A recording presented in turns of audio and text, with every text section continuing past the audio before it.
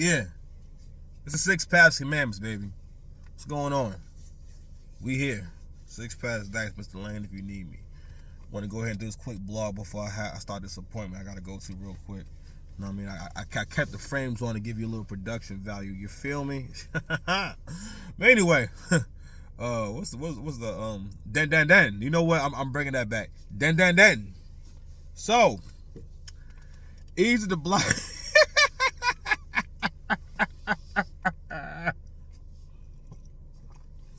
Eazy does it again, man. Eazy laid a trap for URL, bro. Laid a perfect trap. And you know what? He laid a character trap for URL.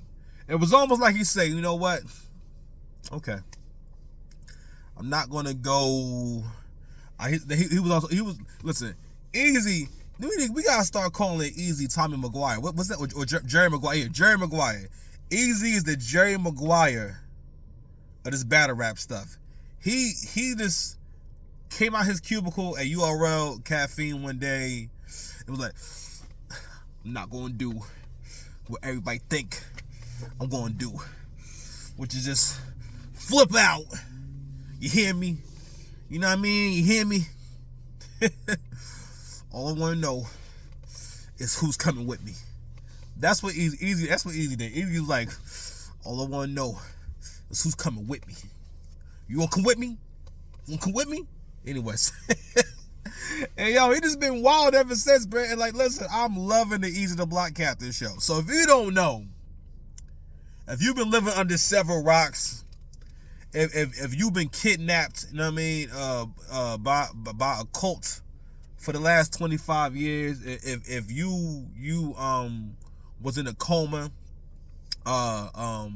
if you were in what's the name of that show on Netflix where they was on that plane that was missing. If you were in the Bermuda Triangle for the last for however long, maybe you don't know about. If you're Amelia Earhart, maybe you don't know about what's going on with Eazy the Block Captain in this card.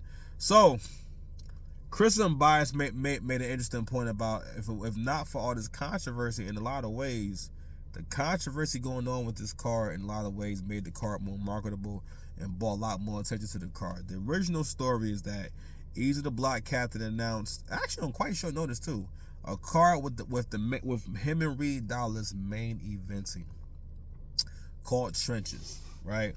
And that card featured a few quote unquote I'm sorry, you know what? That's not quotes. I'm doing claws right now. Those are lobster claws. A few quote unquote URL artists, you could say. You had Trufo on there. You had Swamp. You had Holmesy the guy, and you had Prep on there, right? And in terms of people who've been on URL recently, you also had Danny Myers. And I think that was it. And actually, it's a pretty short card. Like I was saying before, it's a very short card for your first card. Like you really was confident that all those battles were going to go down, because you got 5 battles. That's you playing when you a small league owner, you playing a dangerous game having a short card like that. You supposed to have at least 10 battles in that card, at least 5 undercard battles. But I digress. He ain't gonna do it. So these people won the card. And one by one, the first one to jump off the card was Trufo, right? And just to give you a little more backstory, before this, bloggers were saying, hey, this card going to get blocked. Not so much because of the artist, because Eazy the Block Captain is throwing it. And on some level, I'm not going to say on some level, I can understand why you will look at that card and say, you know what, a lot of cats with URL on there. You know, that, hey, this is going to get blocked, you know. And I think Eazy did speak on it, but basically what happened was after that blog was put out, Eazy did reach out to Chris Unbiased personally and was like, "Yo, what's going on? Like, what you doing?" You know, and Chris Unbiased spoke on it, and basically he was just saying like, "Yo, I guarantee every battle on this card is going down." First one to jump off the card was Trufo. You know what I mean? Because he got a more lucrative offer. He got a more Look, I gotta do this because you said lucrative. Matter of fact, yo, first of all, I need to know, I need to know how often or when is this your first time using the word lucrative? I just feel like someone named Trufo shouldn't be using the word lucrative. You know what I mean? And not only that, yo, that's just that's just iconic. That's iconic, yo. That might be the illest bar. Cause I done seen a few. Nah, I'm lying. I seen some of Trufo stuff. Out of what I seen from Trufo, that was the illest bar that I heard from him all year. My man said, I got a more lucrative offer. That's a bar. I said, ho, I ain't your daddy. And I ain't talking about your father. I don't even ghost the chick. I sent her a text saying, I got a more lucrative offer. But anyway, I'm having too good of a time on a Thursday morning. It's gonna be a great day, man. I'm out here working, baby. And that's 9:25. What you doing? Have you had your break today? Anyway, in here with this goddamn crispy polo joint on. Shoot, last year I couldn't even put this joint on. Still a little tight around the midsection, but last year this wasn't even possible. I couldn't even come outside with this on. Matter of fact, I was at a Starbucks without the blazer on, just being free.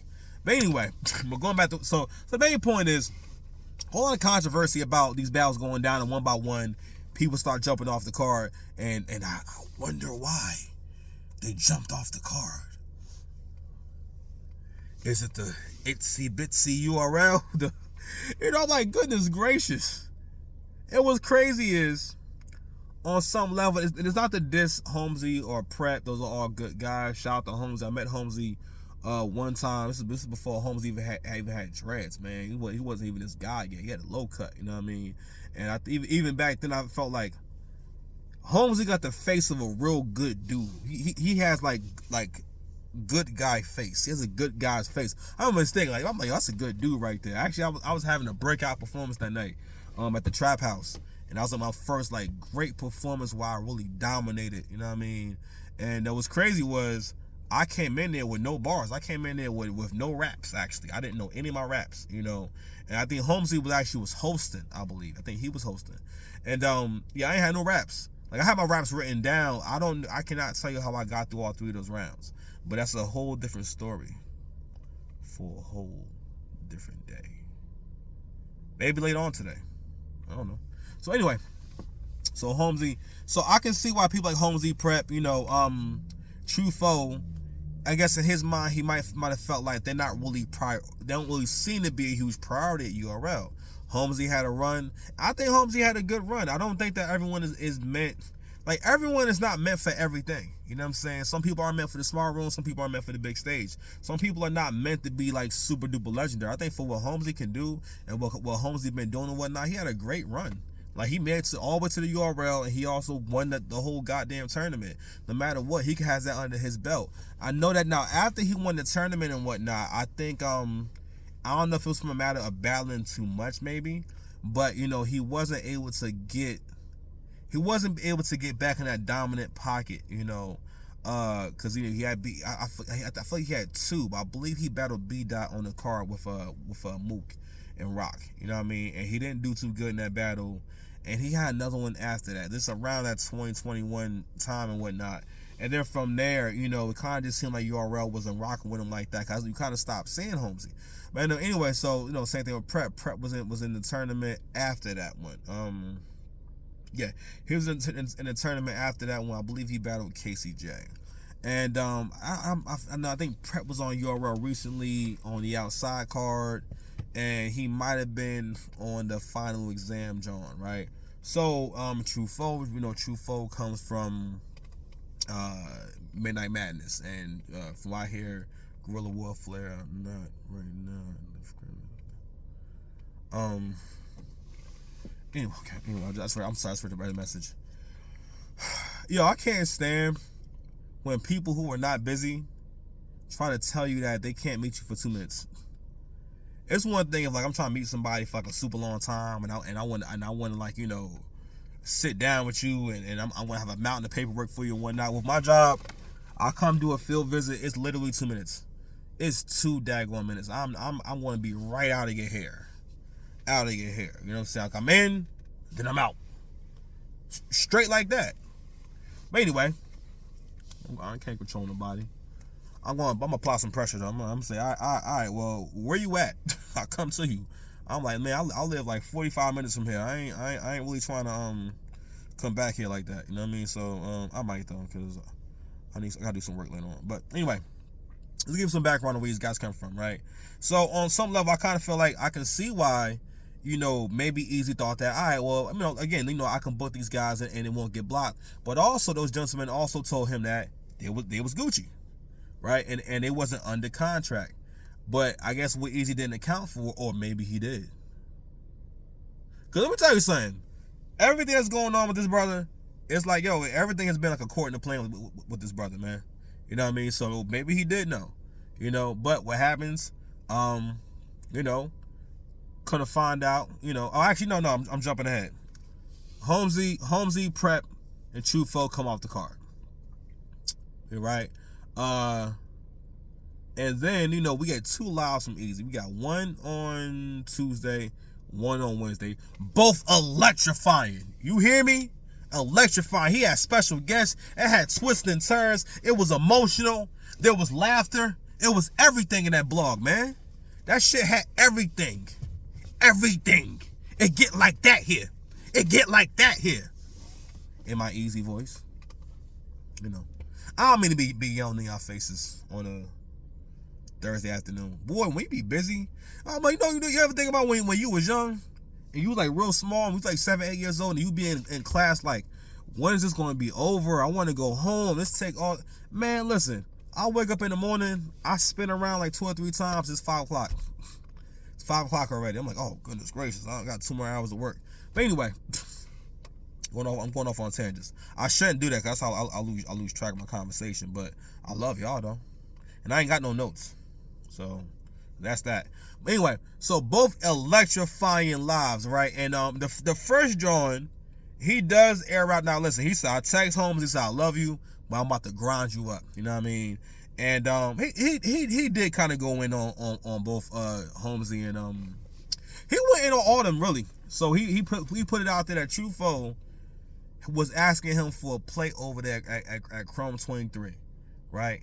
And he's Eazy. Well, this was what Eazy said. He said Trufo hit him up after the Chrome 23 battle and said, yo, can you give me a plate over there at the next event? He said, yo, I got you, but listen, I got my own situation. Come over here and do the small room drawing, and Remy gonna be there, and if you do real good and everything, yo, you Gucci, right? So he brings that up. I'm saying that he said, all right, well, basically, this is when Eazy asked him to be on the card. He said, all right. So, all right, boom. So, which leads some further note to think, all right, you're going to do the card because you asked me, you hit me up and asked me for a situation. So, I ain't going to hold you. That's crazy. Right? So he went in on that. He was talking about Prep and Holmesy. And I think from the Holmesy standpoint, well, for one, from the Holmesy point of view, or from when he talks about Holmes, he does talk about the fact that he has all this history with Holmesy. He known him since he was in jail. He known him for a super long time, right? And then he starts kind of going in on Prep and Holmesy's career about like, bro, you won that tournament. Actually, Holmesy won. Nah, Fonz won the tournament that Eazy was in. Holmesy won the second one. Anyway, but he was talking about how Holmesy won that tournament, and then after that was crickets. You know what I mean? And like, after that, Eazy the Block Captain actually took off. Actually, that's around the time Eazy the Block Captain really took off. And people started paying more attention to him. Right? What else we had? So we talked about that Prep. But I think the point he was kind of getting to was that, yo, bro, you don't feel like it's an issue that they're only offering you something despite another man, to get at another man. And on some level, I'm not gonna lie, that shit bother you a little bit. And much respect to all the MCs that's in this conversation and whatnot. And I get it. Everybody gotta feed their family, right? Everybody gotta eat. When you out here making money, you know what I'm saying? Especially when you are a person, when you are kind of a business owner, or you are someone that's not getting a W-2 for what you're doing. You more of a 1099 or W-9 person. You can't. yeah, you know, it's a little bit different with money, and you have to be aware of what money you're taking, because you're a person who takes money for jobs, and takes money for, you know what I'm saying, for, you know, for business. You're not a worker necessarily, so you gotta be more conscious of whose money that you take, and taking money in general. You know what I mean? Yo, that'd be crazy if this was his car. Oh, I'm sorry, 1 second, guys. That's okay. Anyway, you gotta be conscious of that. You know what I'm saying? So all money. I said to say that all money is not good money. And on some level, you gotta think like, man, what kind of people are what kind of people are these people? You know, and there's a few points I want to get to. Now, I know that we went all over the place, but I have to kind of give you the background on what's going on here, so I can get into a few points. One point I want to get into is, for women and for people in general, this is the level of accountability that a man is held to, or that a man has to adhere to. You know what I mean? Because the thing that a lot of people say is, how could you be so naive to think that these guys were going to do the car, or the car wouldn't get blocked? You know what I mean? And yeah, I do kind of agree, but at the same time, if these people who he has a relationship with tell him something and give him their word, you know, and again, it's not necessarily all their fault, but it's more so like we got to a point where we've seen URL do this so often that it's like it's just become normal in the culture that, oh well, you know they're gonna do this, or you know this is gonna happen. So, and it's like we done got to a point where we have normalized watching them, because we don't. And again, and this is another reason why I hate, not I hate, but I feel like saying black owned is like putting up a shield around yourself for when you're doing some bullshit.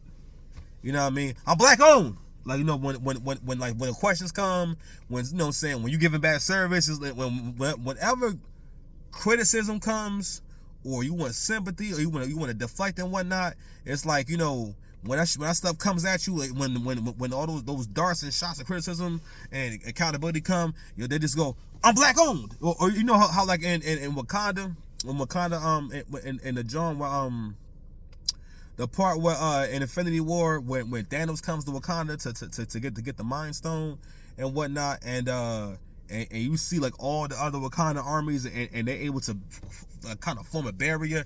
You know what I mean? It's like that. Black owned. You can't hit me. You know what I'm saying? You can't touch me. You never catch me. And you know, I've heard Smack say, I'm like, Smack, shut up. This ain't about being black owned. It's not about being black owned. But I'll say this though. Respect the URL, respect what they've done and stuff like that. But like, yo, we gotta really comment on and really start shaming, you know, and speaking out more about, yo, something gotta be done about these business practices of URL. You are blatantly sabotaging someone's business. You've created a whole culture of, you know, even if it's not in contract, they find other ways to get you off the card. Excuse me. And when a league has to book a venue, has to do all this stuff, give deposits, you know, like I said, get a venue, pay for this, pay for that, put down payments on this, down payments on that, and then you take someone off the card. Sometimes a person's not even obligated to not give you the deposit back, because it's a deposit. Okay, it's not necessarily something that they're obligated to return. Also, you got to think about the other person who they're battling, who was waiting, who was counting on that money. So you sabotage the actual business, you sabotage the card, you sabotage the battler who's supposed to be getting that person, all for the sake of, you know, because you feel as though, basically battles with bigger artists should only go down here. But look at where the culture is now, and look at where URL is at now. It's $8 a month. I can afford $8 a month. So I mean, I don't really care about, you know, the app. Actually, I got a lot of subscriptions I gotta cancel. But I don't really care about getting billed $8 a month. I don't mind it. You know what I'm saying? To have it, it's cool. I got 1 million subscriptions. But you know, I'm just saying, like, when battles drop, you know, I have a hard time wanting to watch them. You know, like, not even that. It's like, yo, I'm trying to think when the last time a battle on URL went down and I actually had like some anticipation, or I was like really excited, was when Surf was battling, when Surf battled JC. for the most part. And maybe when with Calico and Eazy, basically, the battles that had Eazy in them, you know what I mean? But on URL, those are the last times I felt like excitement or anticipation of a battle on URL. That's bad. It's URL. You know what I mean? It's URL. Like, like how we get here? How this happen? You know what I mean? And I'm just saying, so, and not only that, it's not, and it wasn't just Eazy. You know what I'm saying? Like, it's also people whom you have a relationship with. Like I did it with Arsenal. You know what I'm saying? When Arsenal had a lead, like y'all really actually sabotaged a few of his battles. You know what I mean? A few of his cards. You know what I'm saying? Like people, and when that back then, it wasn't as rampant. It wasn't as common. It didn't happen all the time. But like, yo, you did not support Arsenal when he had you, Dub. You know what I'm saying? You wasn't trying. You know what I'm saying? Like you didn't support that brother, even though he's a part of making your platform what it is. Y'all have to be aware of the ecosystem. Stars if stars are not able to be created in other places, and you know what I mean, then we can't really have. Then where does URL get their talent from? Because y'all don't get someone from nothing and then make them into something. All those guys who are big on URL, they had careers off of URL first, respectfully. You know what I mean? But I'm just saying, we know that you're not going to take people who never battled before and make them into something. Like y'all don't make nobody nice. You're not like a record label, where a record label to a certain degree can take someone who's not that talented and make them a star. I'm just saying, they can do it. So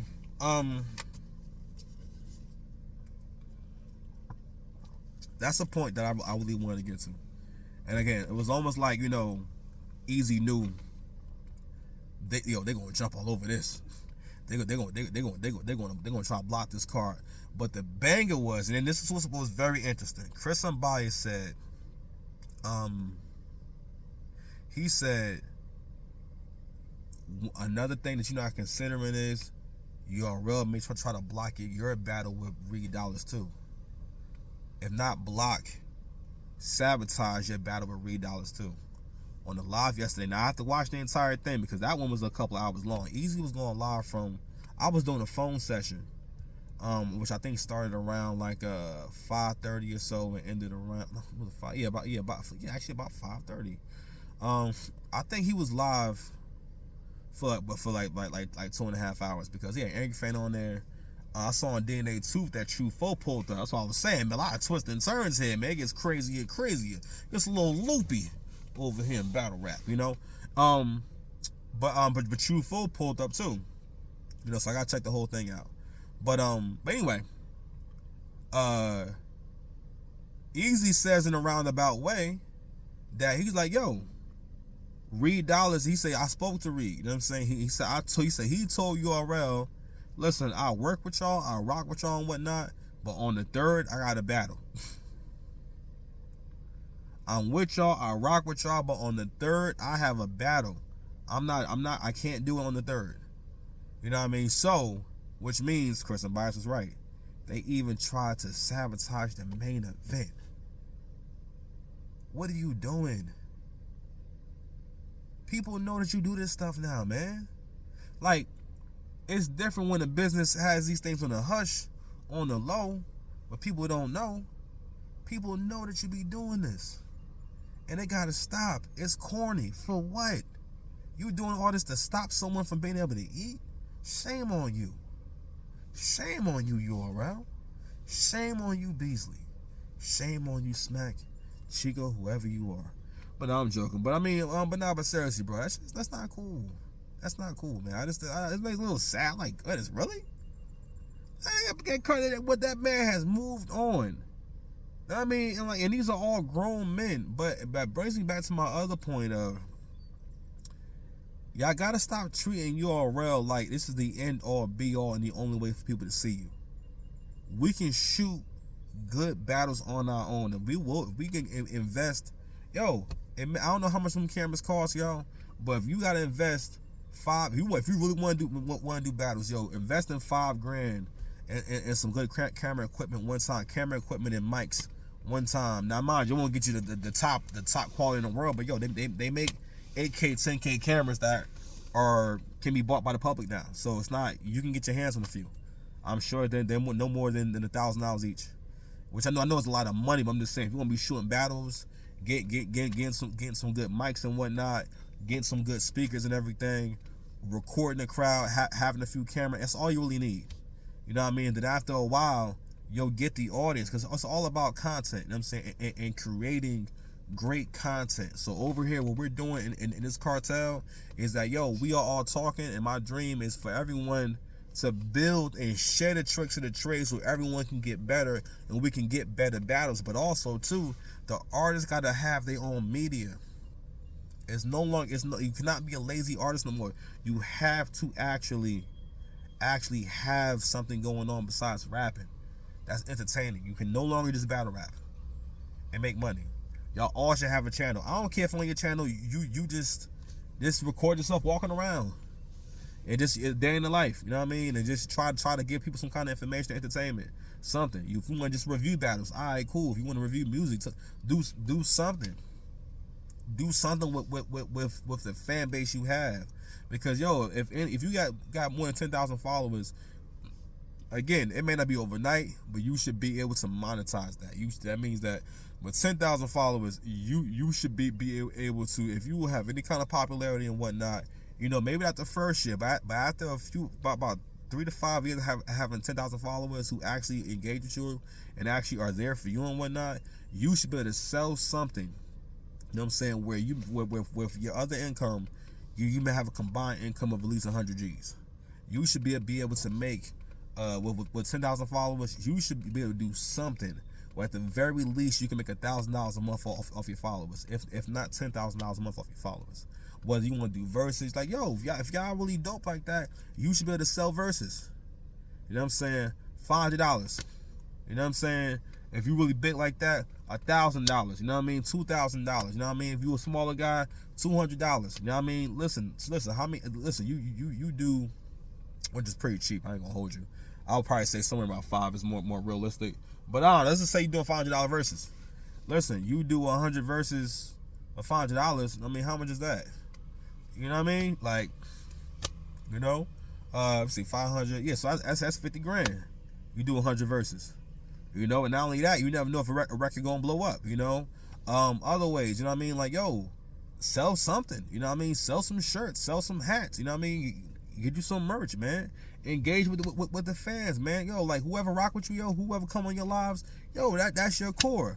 Become friends with, because they ain't gonna be but 20 niggas anyway. Yo, become friends with them. And then from there, people will start saying, yo, so and so, yo, cool cat, man. Go ahead and support him. You know. But anyway, y'all. All this is nasty work. Nasty work. You know, and we are praying for the soul of battle rap. This is a fight for the soul of battle rap and the soul of this country. Take care of yourselves and each other.